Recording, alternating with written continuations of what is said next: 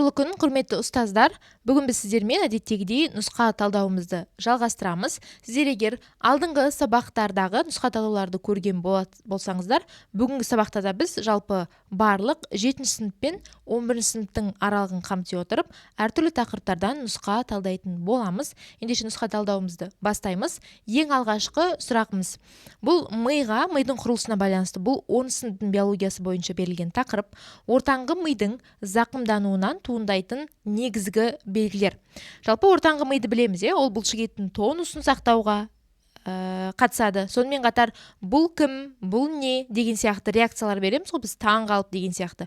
Осындай реакцияларға, сосын алыстан шыққан қатты дыбысқа басты бұру арқылы реакция беру, алыстан шыққан жарыққа мойынды бұру арқылы реакция беру, осындай процесстерде бізде реттейтін орталық ол ортаңғы ми. Енді ортаңғы ми зақымдануынан туындайтын негізгі белгілерге қайсысы жатады? Ал қараңыздар. Жүрек пен ішек қызметінің күшеюі дейді. Енді қараңыздар, жүрек ол бізде қан тарату жүйесіне жатады.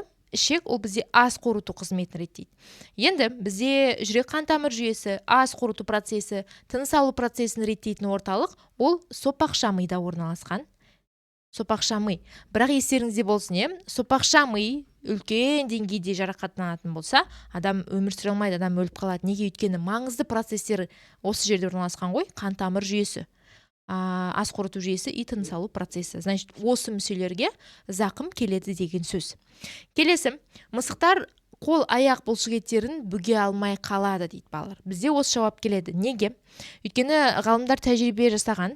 Ортаңғы ми, жаңа ғана айттым, ең басында олар бұлшықеттің тонусына жауап береді. Бұлшықеттің тонусы белгілі бір қалыпта бұлшықетті қозғалыс жасай алу, бір қалыпта немесе бұлшықетті жиыру, бір затты ұстап тұру, белгілі бір формасын сақтау деген сияқты әрекеттер ғой.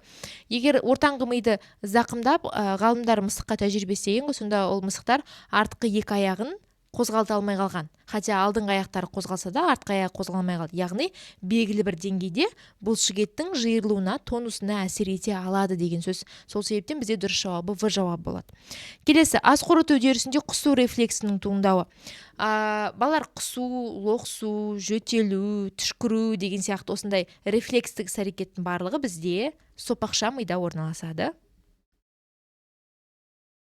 Сопақша ми, яғни тікелей тыныс алуға, ас қорытуға қатысты қорғаныш рефлекстерінің барлығы осыда орналасады деген сөз ғой.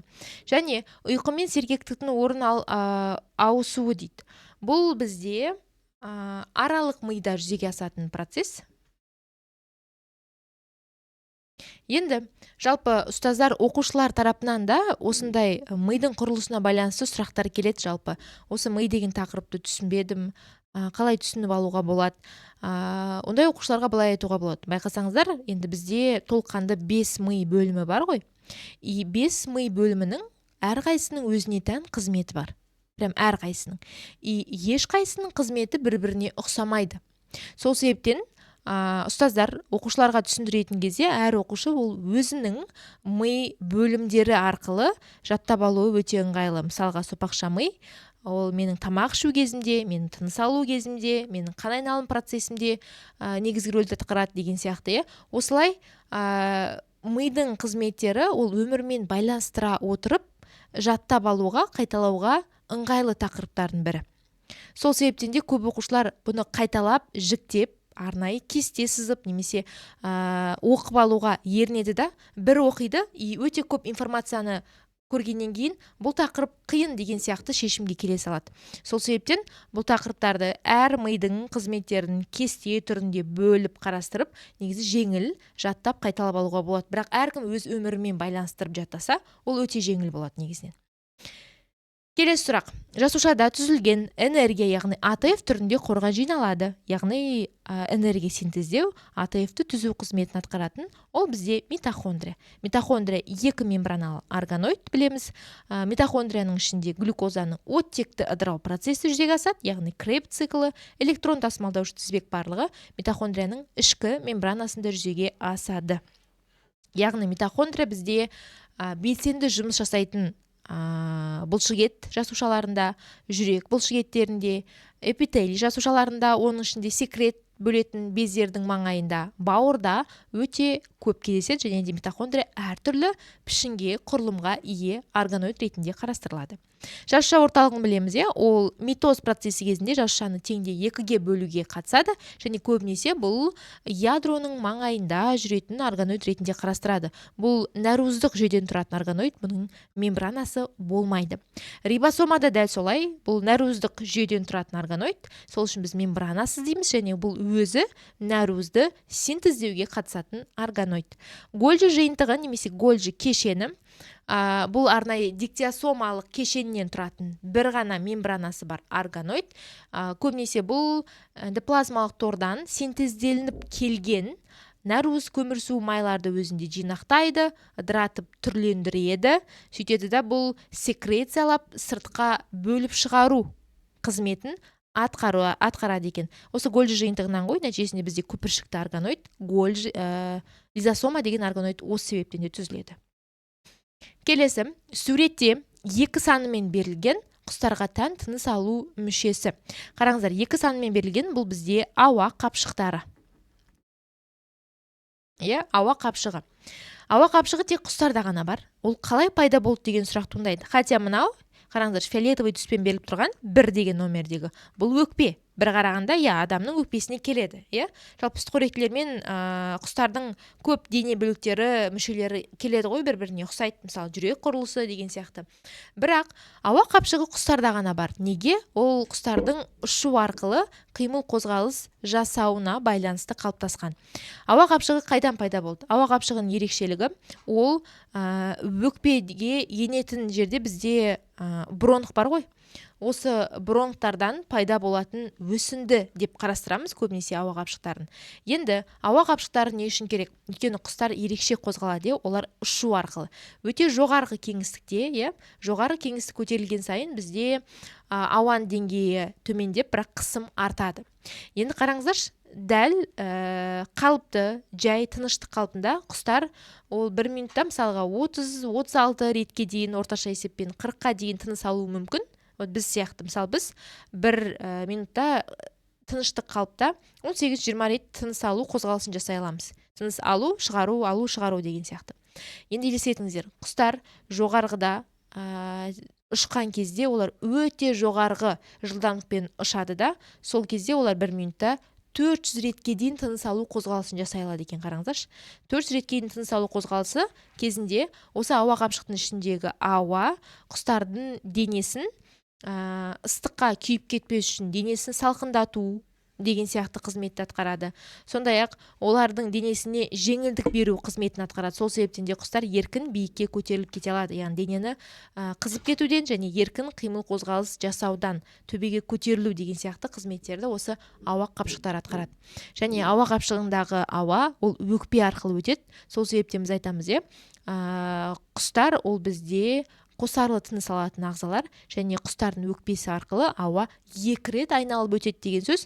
Ауа қапшығындағы ауалар да өкпе арқылы тыныс алу процесін жүзеге асырады деген сөз. Келесі 4-ші сұрақта. Бұл жерде де бізде сурет бойынша тапсырма берілген, яғни ас қорыту жүйесі және мүшелері берілген.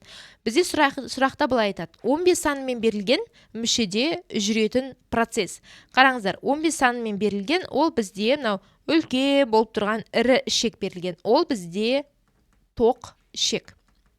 Адамда 3 түрлі ішек бар, аш ішек, тоқ ішек және де тік ішек, әрқайсының өзіне тән қызметтері бар.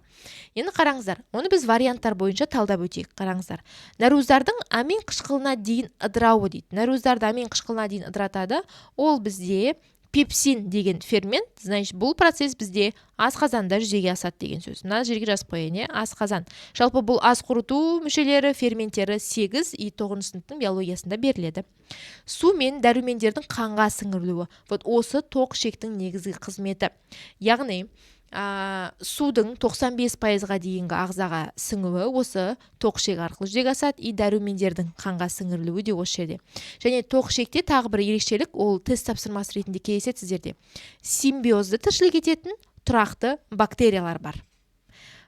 Ол бактериялар не істейді? Ол қорытылған, немесе дұрыс қорытылмай қалған тамақ қалдықтарын ары қарай ыдырату, шіріту деген сияқты қызмет атқарады екен. Келесі С вариантында ішек бүрлер арқылы заттардың сіңірілуі дейді. Енді қараңыздар, ішек бүрлер арқылы бізде заттар сіңеді, ол аш ішектің қызметіне жатады. Өйткені аш ішектің қабырғаларында мындай микроскопиялық кішкентай ішек бүрлері бар, микроскопиялық, ол жай көзге көрінбейді. И осы микроскопиялық ішек бүрлерінің әр қайсының ішінде капилляр қан тамыры бар, лимфа қан тамыры бар. Яғни олар қорытылған тамақтың сұйықтығы дейміз ғой, соны осы бүрлер өздеріне сіңіріп алады. Яғни нәруыз, көмірсудың ыдыраған өнімдері ішек бүрі арқылы қанға өтеді да, май қосылыстарының ыдыраған өнімдері олар лимфаға өтеді. Осы процесті біз айтамыз астың сіңуі деп. Ары қарай ол же қан мен жасушаларға барады да, ары қарай жасушалық процестерге қатысады, уже жылу бөліну, глюкозаның оттекті оттексіз ыдырау арқылы АТФ-тің синтезделуі деген сияқты процестерге. Келесі ас қорыту процесіне панкреатин сөлін бөледі. Панкреатин сөлін бөледі, ол бізде ұйқы безі. Ол дәл асқазанның астында орналасатын без. Келесі ас қорыту ферменттеріне толы мембрана көпіршіктері дейді. Қараңыздар.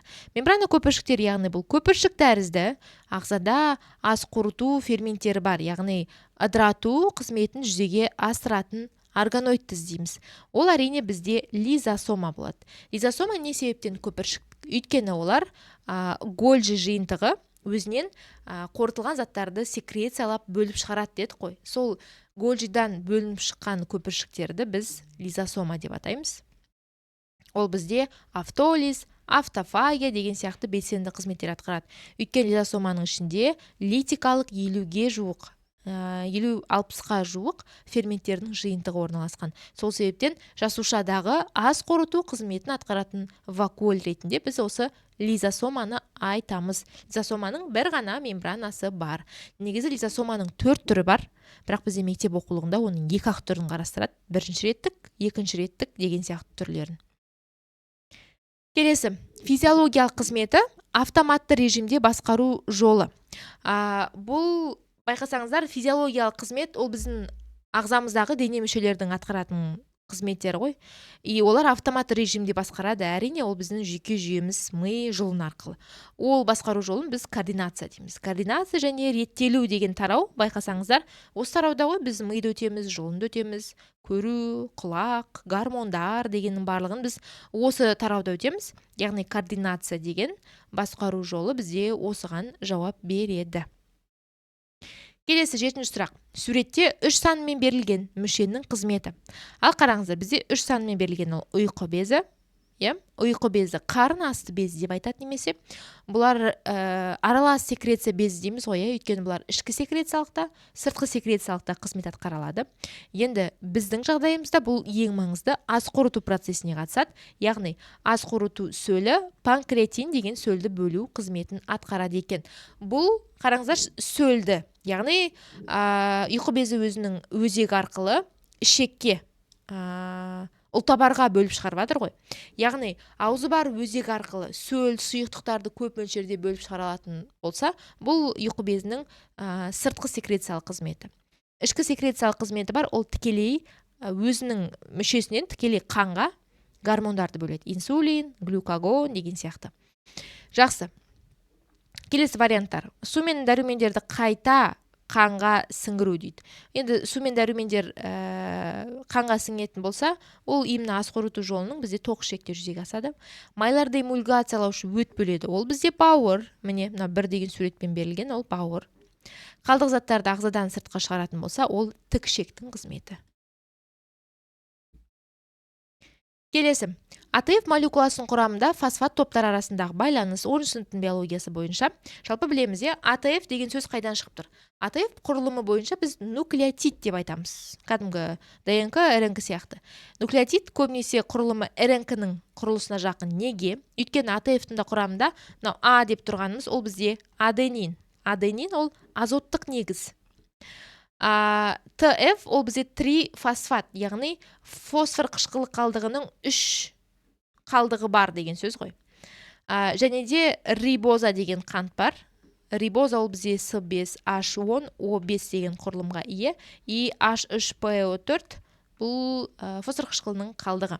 Тек осындай фосфор қышқылының бізде 3 болады. Соны трифосфат дейміз. Дифосфат күйінде ол энергия беріп жұмыс істей алмайды. Монофосфат күйінде де. Ол дифосфат қалпынан фосфор қышқылын өзіне қосып алу арқылы трифосфатқа айналу керек. Ол сол қалыпта ғана энергия ретінде шығындалып жұмыс жасайды. Яғни, бұл жердегі ең басты АТФ-тің энергетикалық қызметін көрсететін осы фосфат топтарының арасында болатын байланыс. Ол байланысты сіздерге кітапта мынандай ирек сызықпен белгілейді. Осы байланыстың атын біз макроэргиялық байланыс дейміз. Бұны бізде Липман деген ғалым енгізген болатын. Енді қараңыздар балалар, макроэргиялық байланыс тек осы фосфор қышқылдарының арасында болатын байланыс. Осы байланыстың біреуі үзілді деген сөз, АТФ энергиясын шығындады деген сөз. Яғни бір процестің болуына өзінің энергиясын берді деген сөз. Значит, энергияның берілуі фосфор қышқылының босап шығуымен тең. Яғни бір фосфор босап шыққан кезде бізде 30,6 килоджоуль энергия түзіледі екен. Біз осы 30,6 килоджоуль энергияны пайдалану арқылы ғой, есептер шығарамыз. Например, бір глюкоза оттексіз ыдыраған кезде неше АТФ түзіледі, немесе неше килоджоуль энергия пайда болады деген сияқты есептерді біз осы 30,6 килоджоуль энергияны пайдалану арқылы шығарады екенбіз. Жақсы. И келесі сұрақ. Суретте С әріпімен белгіленген табиғи сұрыптау формасы. Ұстаздар, байқасаңыздар, бұл бізде 9 сыныптың биологиясы бойынша эволюция тарауында табиғи сұрыпталу деген тақырыпта келеседі ғой. Бұл 11 сыныпта да бар. Табиғи сұрыпталу, яғни ағзалардың адам еркінен тыс табиғат түрлі факторлардың әсерінен табиғатқа бейімделе алған ағзалар ғана аман қалады да, бейімделе алмаған ағзалар тіршілігін жойып отыратын негізгі эволюцияның қозғаушы күші білеміз. Осы табиғи сұрыптаудың 3 түрі бар. Мынау суретте берілген сол. Мынау А суретінде берілген, ол бізде қозғаушы сұрыпталу немесе бағыттаушы сұрыпталу деп атайды. Мынаған А деп жазып қойыңызшы. В суретінде бізде тұрақтандырушы сұрыптау берілген, табиғи сұрыптаудың түрі. Ал С деген суретте ол бізде дизруптивті сұрыптау берілген. Именно дизруптивті 9 сыныпта айтылмайды, ол 11 сыныптың биологиясында айтылады. 9-да тек қозғаушы мен тұрақтандырушы туралы ғана айтады. Енді қараңыздаршы, табиғи сұрыпталуда ағзалар кім күшті, кім әлсізге қарамайды. Кім өзінің дене қалпын өзгерту арқылы, немесе жоқ мүшені пайда қылдыру арқылы ортаға бейімделіп аман қалады, сол түр ғана ары қарай өмір сүре алады.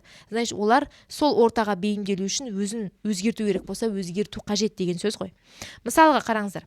Дизруптивті сұрыпталудыға қандай мысал бар? Бір ғана мысал бар, жалпы сіздерде де кездесетін тест тапсырмасында. Оның ережесі былай келеді. Дизруптивті сұрыптау кезінде, например, кез келген табиғи ортада белгілі бір түрлердің 3 деңгейі бар ғой, мысалға, жоғарғы деңгей, орта деңгей и төменгі деңгей деп қарастырамыз. Дизруптивті сұрыптаудың ерекшелігі орташа қасиетке ие даралар жойылып кетіп, қараңыздаршы, міне, ортадағысы жойылып тұр. Төменгі және жоғарғы қасиетті көрсететін даралар аман қалатын сұрыптауды біз айтамыз дизруптивті сұрыптау деп. Келесі, Б суретіндегі тұрақтандырушы сұрыптау дегеніміз не? Тұрақтандырушы сұрыптауда керісінше дизруптивтіге қарама қарсы. Орташа қасиетке ие даралар ғана аман қалады да. Міне. Төменгі и жоғары қасиетті көрсететін даралар, олар бізде жоғалып кетеді. Оған мысалға біз дауылды, желді аймақта өмір сүретін құстарды айтуға болады. Мысалға, ірі қанатты құстардың ол жерде кетіп қалуы, кішкентай қанаты бар құстардың дауылды, жел тұратын аймақта өмір сүре алмайды да, тек орташа қанатқа ие құстар ғана өмір сүре алады екен. Неге? Өйткені кішкентай құстар кішкентай қанатымен ол дауылға төтеп бере алмайды, олар желдің бағытымен бірге ұшып кетеді. Сол себептен ол орта оған өмір сүруге бейімделе алмағандықтан ол жер тастап басқа ортаға қарай көшеді. Тура сол сияқты ірі қанатқа ие құстар, олардың қанатын қағуына жел, дауыл қатты әсер ететін болғандықтан олар да ондай аймақта өмір сүре алмайды. Ал орташа қасиетке ие құстар, олар қанаттарын орташа, яғни белгілі бір деңгейде қағу арқылы желге қарама-қарсы бағытта да, желдің бағытымен де қимыл қозғалыс жасай алады екен. Осы бір ғана мысал бар, осы мысал ғана кездеседі. Ал қозғаушы немесе бағыттаушы сұрыптауға, оған мысалға кәдімгі кактус мысалға. Кактус ол шөлді аймақта өмір сүреді, өзінің ағзасындағы суды үнемдеу үшін жапырағы түрін өзгертіп тікенекке айналып кетті. Тура сол сияқты алоэ. иә, оны да мысал ретінде айтуға болады. Немесе табиғаттағы жабайы жануарлар бар ғой, жануарлардың жыртқыштардан тез қашып тез жүгіруі үшін, осылай тез жүгіруге бейімделу үшін олардың тұяқтары, башпайларының саны аяғындағы азайған ғой. Азайып соңында бізде тақ тұяқтылар либо жұп тұяқтылар дейміз ғой, сондай башпай санының азаюы, ол да осы қозғаушы сұрыптаудың түрі ретінде қарастырылады екен. Келесі 10 сұрақ. Цитокининдер мен гибереллиндер алуға пайдаланатын саңырауқұлақтар. Бұл да бізде 9 сыныптың биологиясы бойынша биотехнологиялық процесстерді өндірісте қолдану саңырауқұлақтарға қатысты айтылған тақырып қой.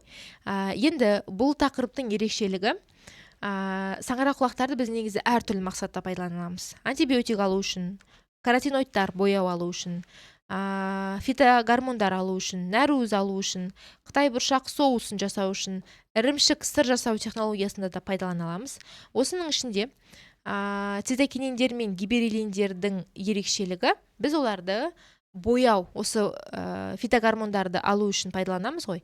И оның түрлері бізде мынау В деген түр жатады. Фузариум мен батритис деген саңырауқұлақтарды біз осындай мақсатта пайдаланады екенбіз. Енді қараңыздар. Астаксантин, ксантин деген сөзден шығып тұр, ол бізде каротиноидтардың түрі ғой. Астаксантин деген саңырауқұлақтың түрін көбінесе біз балық өсіру шаруашылығында пайдаланамыз. Балықтардың жемдеріне осы бояуды қосу арқылы балықтардың бұлшық етін қызартуға болады екен. Яғни балық өнеркәсібінде пайдаланады. Пеницилл, бұл да саңырауқұлақтың түрі, бір жасушалы. Бұны біз антибиотиктер алу үшін пайдаланамыз. Бактерияларға қарсы қолданылатын препарат. Цефалоспориндер, бұл да саңырауқұлақтың түрі, бір жасушалы. Біз бұны антибиотик алу үшін жасаймыз. Мысалға, сіздер білетін цефтрит, цефтриаксон, цефазолин деген барлық антибиотиктер ғой бізде бактерияларға қарсы. Солардың барлығын осы саңырауқұлақтың түрлерінен жасайды екен. Вот именно осы тақырып биотехнологиялық процесстер көп оқушылар қиналатын тақырыптардың бірі. И бұл өте көп ақпаратқа да толы тақырыптардың бірі. Ұстаздар, сіздердің тест тапсырмаларыңызда осы тақырыптар өте көп кездеседі. Сонымен қатар анау цианобактерияның түрлері бар ғой, анабена, оның қор заты анабенин деген сияқты, триходесмиум деген сияқты бактерия не үшін пайдаланады. Осы тақырыптардан да сіздерге тест тапсырмасы өте жиі кездеседі. Сол себептен бұл тақырыптарды да қайталау қажетпіз. Жақсы, осымен бүгінгі нұсқа талдауды аяқтаймыз. Сіздермен 10 тест тапсырмасын талдадық. Алдағы күндерде де тағы нұсқа талдаулары болады. Каналға тіркелмеген ұстаздар болса тіркеліп алайық. Алдағы күнде де биология пәнінен ұстаздардың тест тапсырмаларына бірге дайындық жұмыстарын жасайық. Сау болыңыздар.